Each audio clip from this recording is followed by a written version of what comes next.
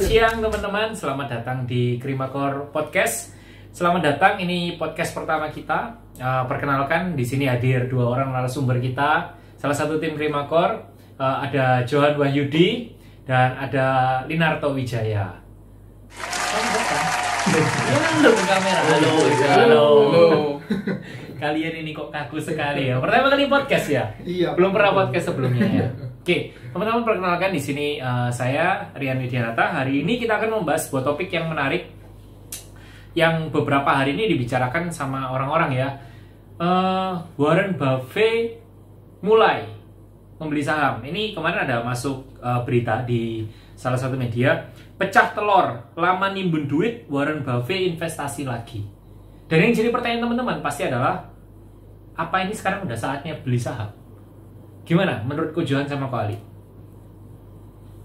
Elik, Aku cek. Ya, kalau kita tahu ya dari tipenya Warren Buffett dalam berinvestasi itu, dia kan memang lihat cari perusahaan intinya bisa menghasilkan keuntungan secara jangka panjang. Mungkin dari perusahaan, kalau nggak salah itu kemarin perusahaan gas. Oke. Kalau saya ngeliat sih sebetulnya prospeknya ke depan cukup bagus, karena kalau ada industri yang mulai bergerak lagi itu semua pasti membutuhkan tenaga ya, energi. Salah satunya dari gas itu tadi. Saya lihat mungkin si Warren Buffett justru lebih banyak mengambil kesempatan karena penurunan harga dari perusahaan tersebut di tengah pandemi ini. Cuman kalau melihatkan secara makro, secara overall, apakah itu sudah momen? Saya kira kita masih perlu wait and see. Karena Warren Buffett sendiri kan, dia sebetulnya masih ada kas dana nganggur sebesar 140 miliar US dollar ya. Tapi atau setara kira-kira berapa persen itu dari portfolionya Berkshire? Setahu saya itu kurang lebih sekitar 50-60% dari portofolio totalnya itu yang masih dalam bentuk cash. Nah, uang yang dikeluarkan untuk membeli perusahaan ini perusahaan domino, perusahaan gas ini kurang lebih sekitar 6 miliar ya. Nah, kayaknya 6 miliar US dollar aja deh. Jadi ya belum terlalu besar sebetulnya. Cuman dia memang istilahnya ngambil kesempatan membeli sebuah perusahaan yang lagi murah gitu aja. Oke. Yang si Domino ini ya. Dominion Energy. Dia belinya senilai 4 miliar atau sekitar 60 triliun kalau diestimasikan ke kursnya kita dengan harga 15.000 per dolar. 15.000 rupiah per USD. Kalau dari Ko Johan sendiri, gimana pandangan untuk, nah ini, selama ini kan kita selalu ada beberapa orang lah, siapa yang nggak kenal sama Warren Buffett, dia selalu, banyak orang yang ngikutin jejaknya. Kemarin sempat ada beberapa orang yang nggak mau masuk ke market karena merasa Buffett aja masih stay in cash. Nah, kenapa kok saya harus masuk ke market? Tapi, apakah perlakuan market di US sama di Indonesia berbeda, atau kalau Buffett sudah masuk market, sekarang kita orang yang di Indonesia juga udah bisa mulai masuk market. Dengan pertumbuhan ekonomi dan perkembangan berita-berita sekarang, menurut Ko Johan gimana? Kalau saya pribadi melihat, sebenarnya Amerika itu adalah acuan dari seluruh bursa di dunia. Makanya banyak orang tuh kan kalau membeli saham tuh melihat Dow Jones-nya itu apakah hijau atau belum, seperti itu. Tapi belum tentu apakah kalau misalnya Dow Jones-nya Amerika, indeks Amerika naik, maka saham Indonesia pasti naik, itu juga belum tentu. Nah, kalau saya pribadi sih, kita tahu kemarin waktu krisis, Warren Buffett kan memang banyak yang keluar ya. Dia banyak menjual portfolio sahamnya, jadi dia punya cash. Tapi cashnya pun dia pun tidak sampai nol. Portfolio sahamnya pun dia itu tidak mungkin dinolkan sama dia. Nah, itu strategi kalau kita ngomong berinvestasi ya, itu yang saya pakai. Jadi kita itu tidak mungkin bisa tahu 100% exactly bahwa ini sudah tidak bisa kita masuk. Itu saya nggak mungkin melakukan hal itu. Jadi walaupun situasinya ini masih kita nggak tahu 100%, mungkin kita bisa masuk itu perlahan-lahan dulu. Berarti bisa dikatakan untuk harga sekarang itu sudah murah, dan kalau mau masuk itu bisa mulai secara bertahap. Iya, betul. Sebenarnya bukan mulai dari sekarang, dari kapan hari ketika Maret puncaknya itu drop, itu sebenarnya kita sudah bisa masuk. Nah, kan banyak orang tuh yang takut kan masuk. Kenapa? Karena takutnya ketika masuk bisa drop. Nah, itu bisa diakali dengan kita nggak langsung masuk semua. Tapi kita bisa masuk beberapa persen kita ketika kita dapat income kita masukin lagi. Nah itu adalah salah satu strategi. Karena bagi saya kita nggak bisa tahu kapan market itu kapan kita harus beli di bottom atau kita jual di atas itu sudah nggak mungkin bisa tahu. Jadi paling bijak menurut saya adalah kita beli. Kalau sekarang misalnya kita beli saham lah, contohnya let's say itu Sampurna. Sampurna kan di harga sekarang tuh sudah cukup murah ya, 1.600-an. Sebelumnya sempat 5.000 loh. Jadi kita tutup mata, kita nggak usah ngeliat ekonomi, kita ngeliat dari harga itu sudah terdiskon tuh 70%. Nah, kalau misalkan kita berharap ada krisis lagi sehingga harga saham Sampurna tinggal 500, kok rasanya juga terlalu susah kayak gitu loh. Jadi mendingan kita beli sekarang. Kalau memang ternyata Indian dia tuh turun terus, ya sudah kita beli lagi aja. Seperti itu. Jadi kalau misalnya dari Coach Johan, strateginya adalah untuk kondisi market seperti sekarang, itu kalau memang dirasa udah ada perusahaan yang bagus, mulai aja masuk bertahap. Betul. Tapi kalau dari Ko Ali mungkin lebih ke arah karena ketidakpastian ekonomi yang masih tinggi, kita lebih banyak wait and see dulu sambil mengamati sampai nanti kalau memang ada kepastian tentang entah apapun itu vaksin corona atau berita-berita angin positif, baru kita mulai perlahan masuk ke market. Karena menurut Ko Ali berarti masih ada potensi untuk market crash beberapa waktu ke depan itu masih tinggi. Sama seperti tadi kita ngomong sama pendapat dari Johan ya. Kalau kita bisa memperkirakan, at least kita bisa memperkirakan, maka kita akan cenderung wait and see. Tapi untuk beberapa orang yang mungkin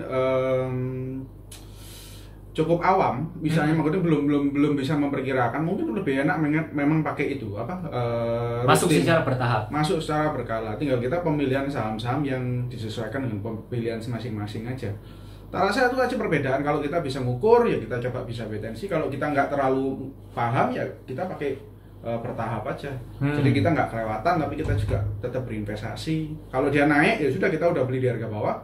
Kalau dia masih turun, ya kita beli lagi di harga yang lebih bawah lagi kan? Iya benar-benar. Tetap bisa dipakai. Karena memang kesimpulannya berarti semua memang disesuaikan sama kondisi keuangan masing-masing ya. Dalam arti kalau memang, jadi contoh kalau misalnya ada si A, dia sekarang pendapatannya hanya cukup untuk kebutuhan hidup, dia cuma punya aset senilai katakanlah 100 juta, berarti 100-nya itu nggak dimasukkan semua. Betul. Dimasukkan secara bertahap. Atau ada juga yang punya penghasilan mungkin 20 juta, dia butuh penghasilan 20 juta kondisi seperti sekarang, dan mungkin untuk kebutuhan hidup 5 juta, berarti 15-nya terlepas dari emergency fund dan sebagainya itu bisa masuk secara bertahap. Jadi memang untuk masuk ke pasar modal itu money management juga penting untuk diperhatikan ya. Disesuaikan sama kondisi perorangan masing-masing. Betul. Ya. Oke. Pertanyaan selanjutnya. Jadi kalau misalnya nih untuk teman-teman yang lagi mungkin wait and see, atau katakanlah lah sekarang banyak yang mau mulai masuk berkala. Sebenarnya kalau si Warren Buffett kemarin kan dia, setahu saya portfolio terbesarnya dia kan di Apple. Tapi kemarin yang berita waktu Warren Buffett pecah telur, dia memasukkan dananya itu ke sektor energi. Nah kalau misalnya dari negara kita sendiri Indonesia, menurut Ko Ali sama Ko Johan, kira-kira kondisi sekarang sektor apa yang mungkin bisa kita lirik untuk diperhatikan atau mungkin masuk secara bertahap? Kalau untuk secara sektoral ya, kembali lagi kalau misalkan kita bertujuannya itu untuk investasi, maka kan kita berpikirnya untuk cara jangka panjang. Ya, jadi salah satu sektor yang tidak mungkin mati di kondisi apapun adalah banking. Karena banking itu sepanjang sejarah itu pasti dibutuhkan setiap orang gitu. Nggak mungkin kita nggak pemakai jasa dari produk-produk perbankan. Misalkan kita mau bayar orang apa segala macam, pasti kita lewat transfer bank segala macam. Jadi itu pasti pasti terpakai terus. Dan perputaran ekonomi kebanyakan melalui bank. Dari bank, betul. Dari kredit lah, orang taruh uang terus kemudian dapat bunga kayak segala macam. Nah itu semua dari banking lah, pusat dari ekonomi. Jadi sektor pertama menurut saya adalah dari banking. Terus kemudian kalau yang kedua sih sementara ini kan sektor properti itu lagi terpuruk. Beberapa tahun terakhir ini kan sektor properti lagi terpuruk.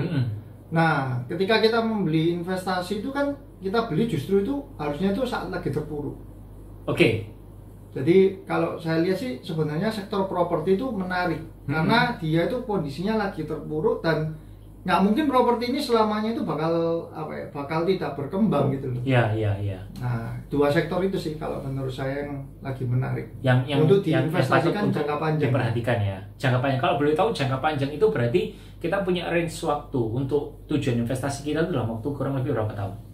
Yang Begini, jangka panjang yang dimaksud. Kalau jangka panjang itu sebenarnya kalau secara waktu mungkin itu di atas 5 tahun. Tapi kita sebenarnya bukan berpatokan pada waktu. Karena misalkan kalau saya melihat ketika kita beli saham dan kita mindsetnya adalah berinvestasi jangka panjang, maka ketika kita beli yang harus kita lakukan apa? Kita ngecek setiap laporan keuangannya keluar setiap kuartalan. Nah itu yang kita lakukan kalau berinvestasi jangka panjang. Nah kalau ternyata dalam waktu 5 tahun, 10 tahun laporan keuangan terus bagus, ya sudah kita tetap hold. Tapi ternyata misal nih tahun kedua kita sebenarnya mau investasi jangka panjang, tapi tahun kedua ada kasus. Contohnya ada manajemennya terlibat KPK lah segala macam. Nah itu ya juga kita bisa jual.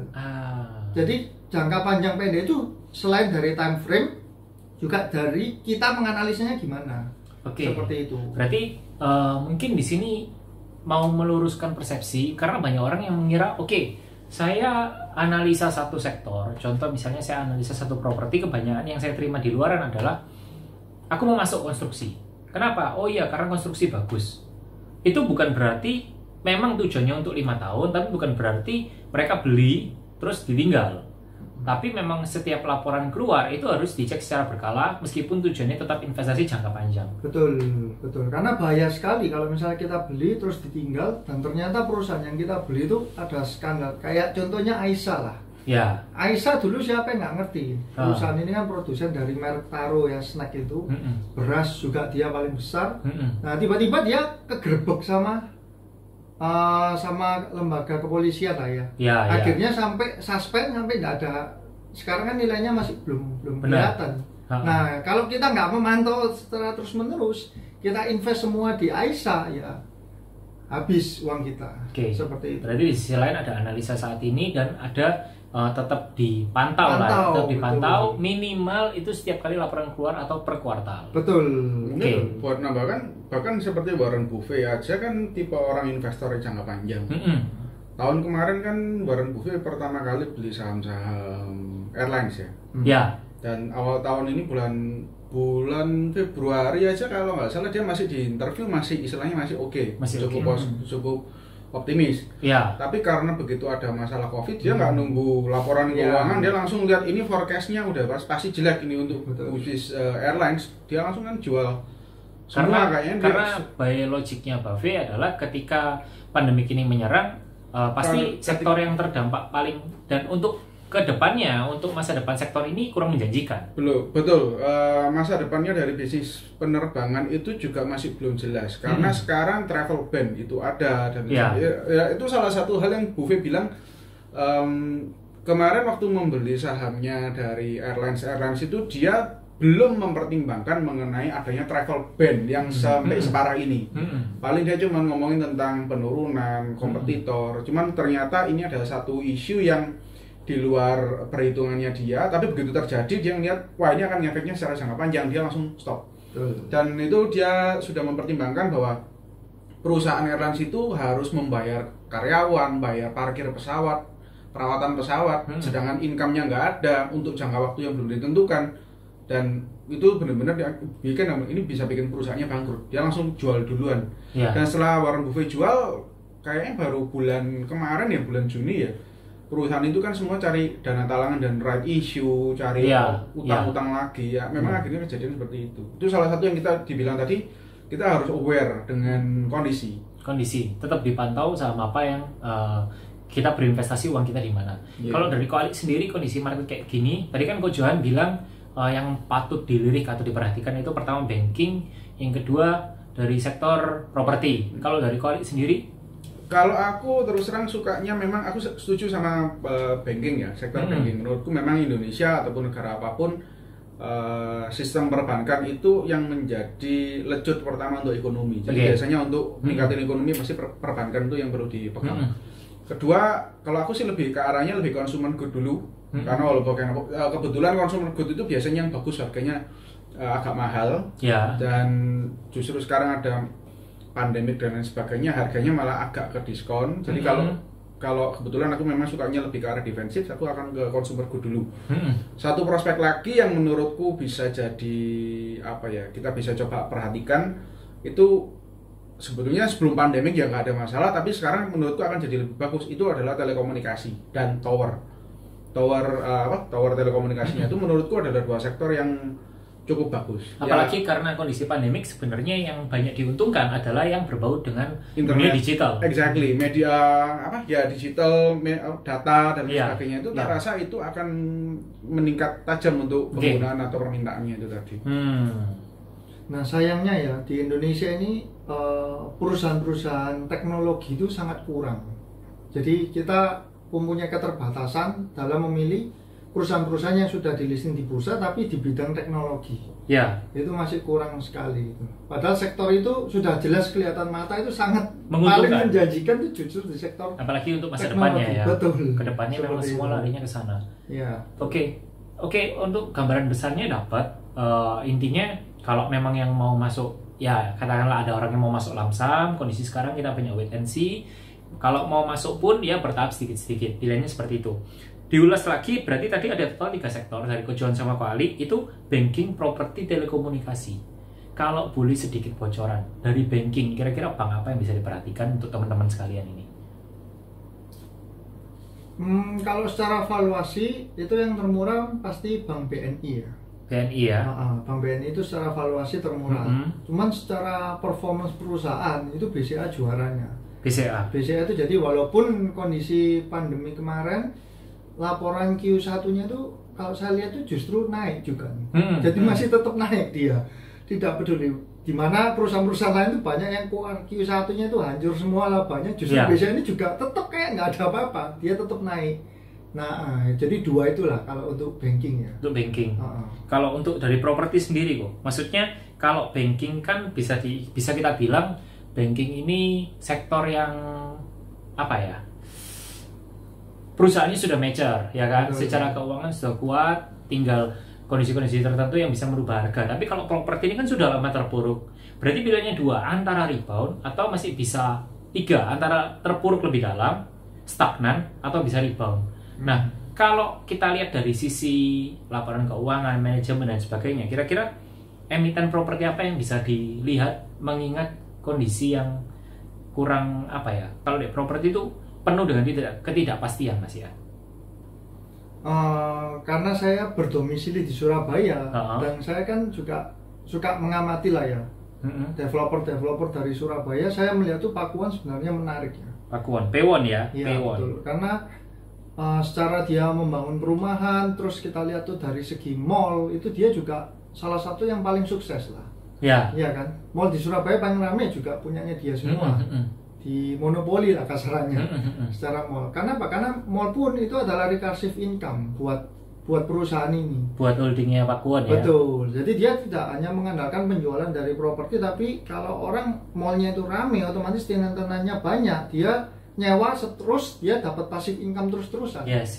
Itu. Terus yang kedua kalau yang di Jakarta itu mungkin adalah Bukit Serpong ya. BSDE. Ya, itu juga cukup menarik. Sebenarnya ada satu lagi yang menarik, tapi saya masih nggak terlalu firm gitu loh. Itu adalah Alam Sutra.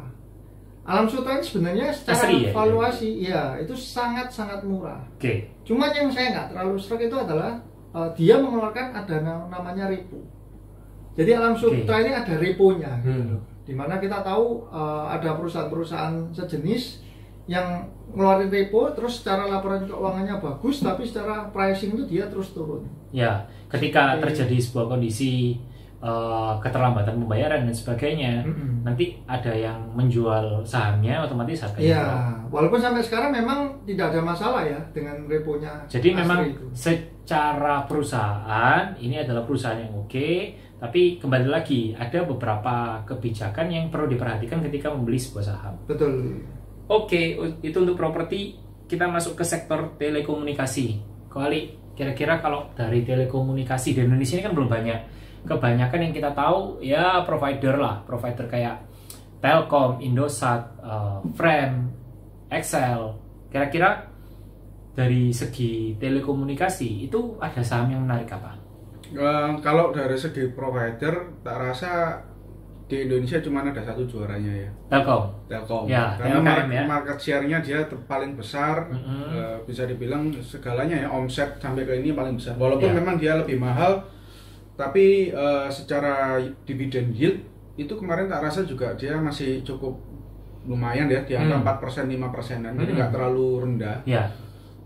Market share oke, dividend yield oke, ya tak rasa Telkom bisa jadi sebuah pilihan untuk provider telekomunikasi. Kalau dari sektor yang sama telekomunikasi, saham lain? Kalau aku dari provider aku rekomend cuman itu dulu aja untuk Telkom. Kalau yang berhubungan dengan digital?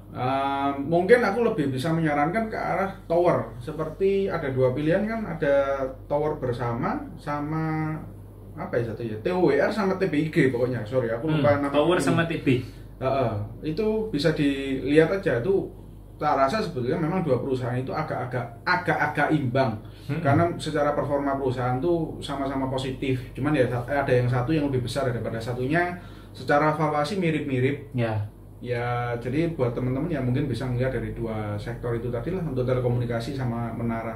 Oke, bisa dibilang juga kalau untuk yang menara tower itu secara kalau kita lihat model bisnisnya kan nggak mungkin ya. Kalau misalnya yang sesuatu yang berbau dengan dunia digital itu tidak pakai tower-tower itu, berarti dalam arti bisa dikatakan ini sektor yang cukup aman untuk kita masuki kondisi seperti saat ini. Untuk saat ini masih belum ada teknologi yang menggantikan, bisa dibilang itu masih cukup aman. Nah, kita balik lagi, kita mesti juga aware ya, kalau misalkan suatu saat teknologinya berubah dan apa yang jadi asetnya dia itu ternyata malah jadi ketinggalan zaman, maka itu jadi bisa worthless juga. Ya, benar. Oke.